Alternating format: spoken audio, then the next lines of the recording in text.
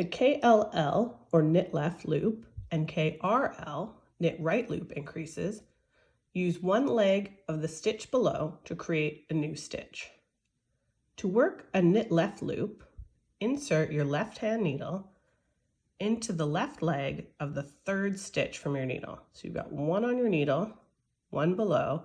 You're going to insert your left hand needle back to front through that leg. And then you're going to knit that stitch through the back loop. And there's my KLL. So I've got 2 centerline stitches in my pattern. 1, 2, and then I can work my knit right loop. To knit the right loop, insert your right needle into the right leg of the stitch below the one on the needle. So I've got my one on the needle, and I'm going to insert it from back to front into the stitch below.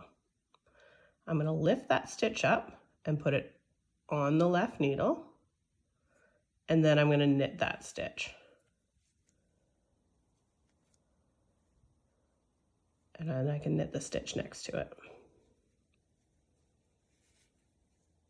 In my swatch here, I've worked a knit left loop, 2 knit stitches, and a knit right loop. Different combinations of increases and centerline stitches will yield different effects. For more information on increase lines, see the tutorial link in the video notes.